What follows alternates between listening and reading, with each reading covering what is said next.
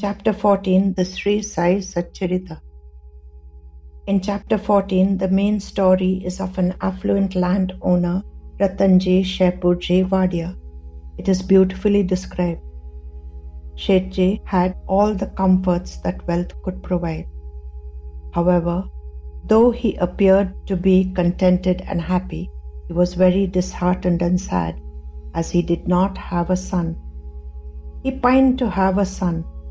Day and night he thought how wretched his life was without a son. It was Das Ganu who advised him to seek refuge at Baba's feet and assured him that he would be blessed with a son. Shethji thus went to Shirdi and beseeched Baba to bless him. Baba then asked him to give him Dakshina of ₹5, which he had intended to give. Then Baba told him that he had already received 3 rupees and 14 annas and blessed him. Then Shethji turned home, and thus it came to pass, and Shethji did have a string of sons. The rest of the chapter is about Dakshina Mimansa. Why is it so important for Hindus to have a son? And also, why did Baba bless many a devotee with a male offspring? Mhalsapati stayed with Baba the entire day and night. On one occasion, early in life, about 1896, Baba said, "Are Bhagat, listen to my fakiri words, which are always true. You are coming and sleeping here and not with your wife. But you have only daughters, and daughters are like tamarind fruit, but a son is like a mango fruit. You go home and you will get a son." In spite of Baba's pressure, he declined to go home and did not want his family or samsar to increase. But his friend Kashiram Shimpi compelled him and took him home and left him there. Thereafter, he took his bed in his house. He started it on Janmashtami of 1896, and on the next Janmashtami, 1897, a son was born to him. Baba had equality of vision, so why did he say that female offsprings are like tamarind? In the Hindu Dharma, it is very important to have a son, the reason being that it is only the son who can perform the antimeshti of his parents, which is one of the 16 samskars. After the son's Upanayanam or thread ceremony, he does Sandhya Vandan daily and venerates all the family deities. Upon the death of his parents, it is he who lights the funeral pyre and immerses their ashes in the Ganga, so that they go to heaven. He also performs their Shraddha every year with love and respect, and Baba was rather strict about performing Shraddha and also about setting aside food for our ancestors at every meal. Whenever there is a ceremony or celebration in the house, the son performs Nandi Shraddha and invites the deceased to participate in it. Thus, the good samskars of the son make his ancestors very happy. Reason number 2. It is the male child that carries forth the family name and lineage. The girl marries into another family and her gotra changes, and she takes her husband's gotra, or as she is often referred to as Paraya Dhan. She is the Lakshmi who now belongs to another family, but the son usually stays with his parents. Thus, he is a source of income for his parents in their old age. A dutiful son not only looks after his own family, but also looks after his parents both emotionally and financially. If by chance his sister is not married, he is responsible to get her married to a suitable groom. In most Hindu families, the elder son gets married only after his sisters are married. Even if the daughter is married into an affluent family and the son is not well off, the parents will not accept any help from their daughter as they have performed Kanyadan to her. All this would be ideal in that time and age. However, things have changed a lot during the present time. Now, I will narrate some Leelas how Baba blessed the devotees with a son. Leela number 1. I had to tear this abdomen to give you a son. Chotu Bhaiya and Narayan Govind Shinde were childhood friends. In 1903, they made a pilgrimage to Gangapuр. They took a dip in the Sangam. Chotu Bhaiya suggested to Shinde that he should vow before the Padukas of Lord Datta that if he had a son within a year, he would bring him to Gangapuр and lay the child at the Lord's feet. He said so because Shinde had 7 daughters and no male child. Shinde agreed and took the vow. That very year, he was blessed with a healthy son, but he did not fulfill his vow. Chotu Bhaiya repeatedly reminded him about the fulfillment of the vow. But Shinde made various excuses. One day, Chotu Bhaiya wrung his hands and said, "Are Shinde, God has a way of extracting a vow sooner or later. It is wise to fulfill it before this happens. So you better take your son and go at once to Gangapuр." In 1911, Chotu Bhaiya decided to go to Shirdi along with his family. He told his friend to accompany him, but Shinde declined. He was extremely restless the entire day, so he finally decided to accompany them as they were just about to leave. Both friends reached Shirdi the next day and in the evening had Baba's darshan. The following day, they attended the noon aarti. Baba looked directly at Shinde, his eyes blazing, and he said, "Arey, you think you're very clever and smart? I had to tear this abdomen to give you a son. Just as I gave you a son, I am capable of taking him back if you continue behaving like this." At that moment, Shinde repented and mentally begged Baba to forgive him. Then Baba turned to Chotu Bhaiya and said, "Is everything all right with you?" By this, Baba acknowledged that Chotu Bhaiya was instrumental in bringing Shinde to his feet. This incident gives a glimpse of Baba's immense love for a wavering devotee. A few days later, Shinde took his entire family to Gangapuр and laid his son at the Padukas. Then, instead of returning home, he visited Shirdi and laid his son at Baba's feet. Following this incident, Shinde became utterly devoted to Baba and often visited Shirdi.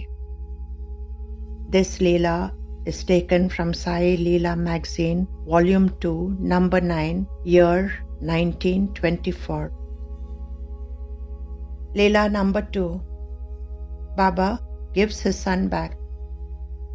On June 6, 1984, Mr. T.T. Vijay Kumar lost his son, Vikram, who succumbed to burns. This left the couple in a state of shock and depression. In July, the couple made a pilgrimage to the temples in South India, and their only prayer to all the deities was, "Give them back their son." The distraught father did not go to work for 3 months. Then, one night, he dreamt of Baba. In the dream, he was standing to have Baba's darshan along with other devotees. Suddenly, Baba stood before him. Vijay prostrated at his feet and held them tightly. Then, he asked Baba about his son. Baba replied in English, "You will get your son back." Then Vijay inquired about his job and Baba assured him, saying, "You will get a job soon." He immediately told his wife about the dream. At that time, she was pregnant. On March 10, 1985, the couple was blessed with a son. They named him Sai Karthik. His second son resembled Vikram both physically and temperamentally. His son Sai was born in the month of March, exactly 9 months after they lost Vikram. Many of Vijay's friends and relatives remarked about the striking resemblance between the two children. In January 1986, they took Sai to Shirdi to show their gratitude and receive blessings from their Sadguru. This Leela is taken from Sai Leela magazine, volume 66, number 9, December 1987. In conclusion, I would like to emphatically say that Baba had total equality of vision. He loved and respected his female devotees as much as he did the male ones.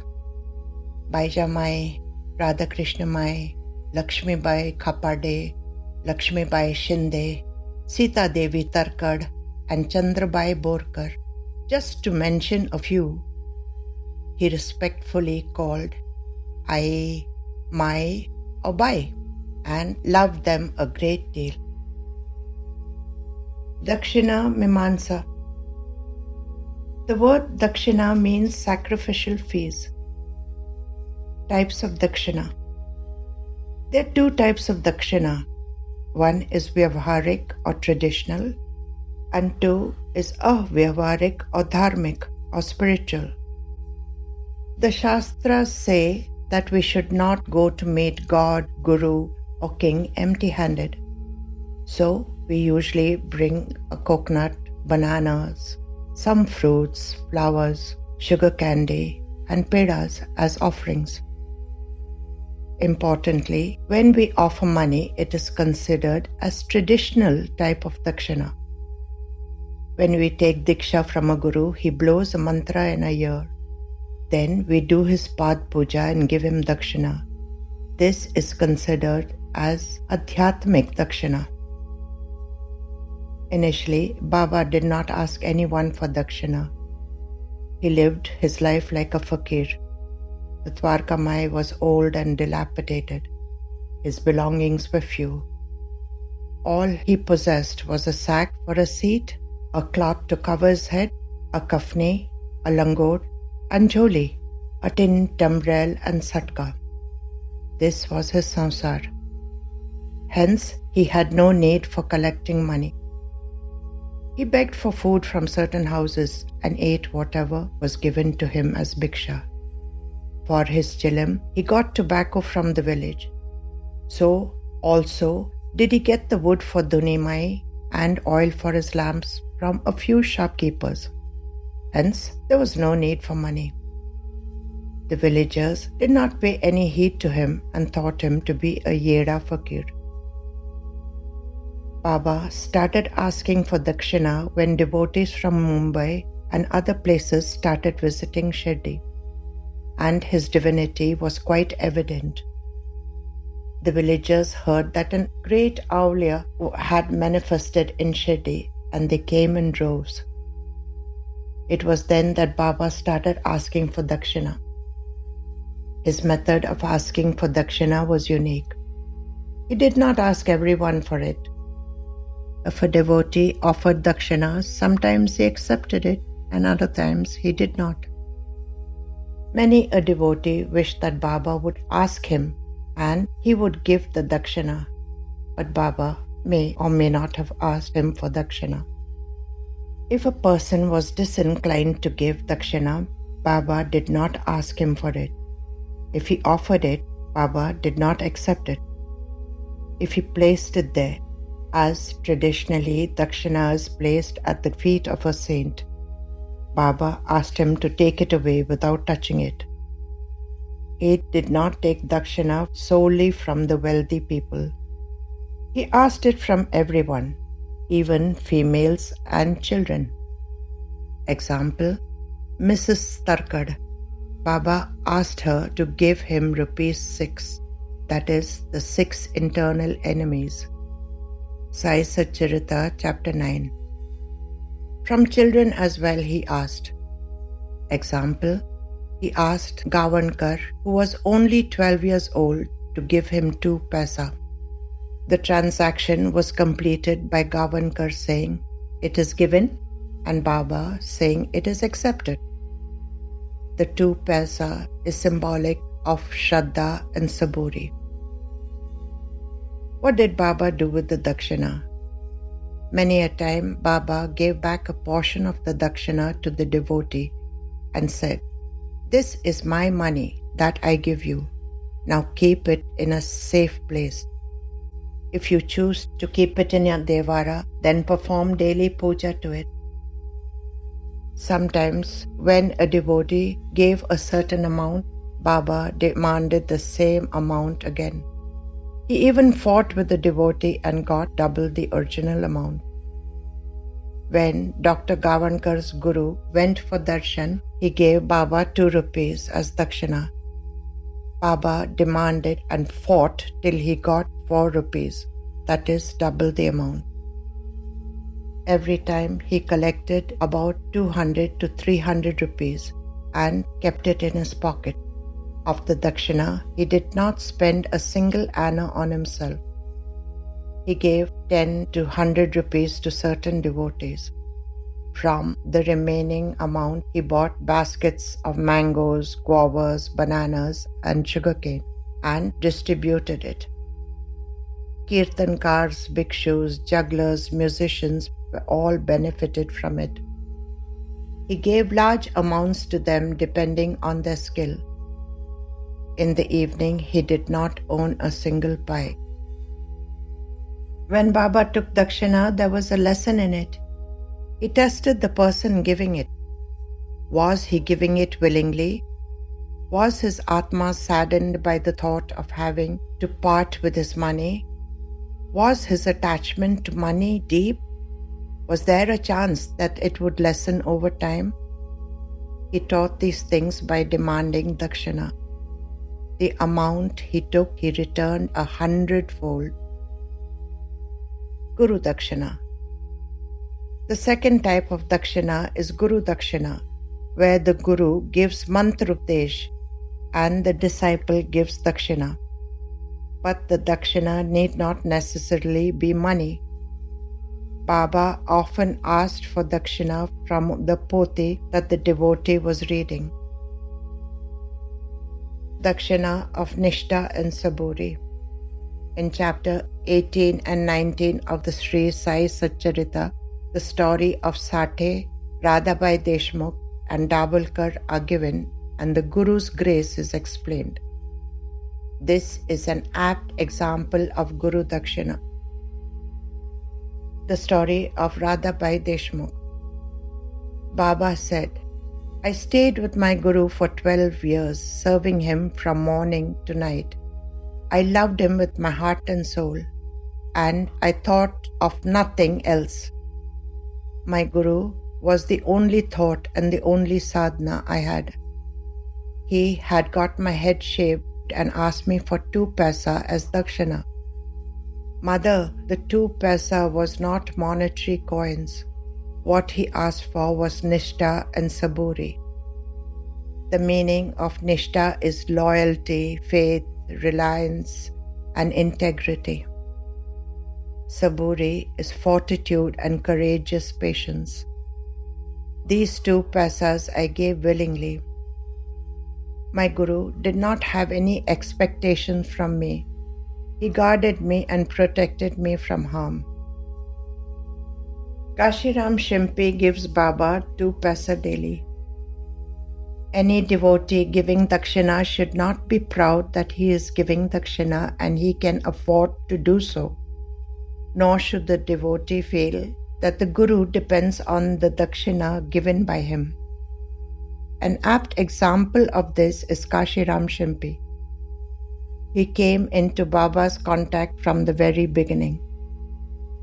At that time, Baba did not ask for dakshina, nor did anyone give it to him. When Kashiram gave Baba 2 paisa every day, if for any reason Baba did not accept it, He felt disappointed and sad. Often his eyes welled with tears when Baba refused to accept it. The omniscient Baba, however, knew that Kashiram's pride was hurt. Baba then asked him for dakshina at all times till he ran out of money. One day, Kashiram told Baba that he did not have the money. Baba asked him to borrow it from the grocer. After a few days, the grocer refused to lend him money. It was only then that he realized the lesson in it. Baba did not depend on his dakshina for his meager needs. He also realized that pride had slowly but surely taken over his whole being. Most importantly, that Baba was not an ordinary human being like him, but that Baba was Parabrahma.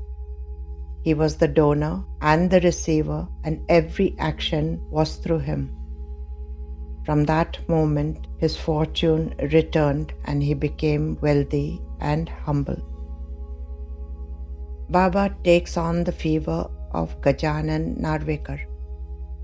The Guru, when he takes dakshina, looks after both the spiritual and materialistic well-being of the devotee.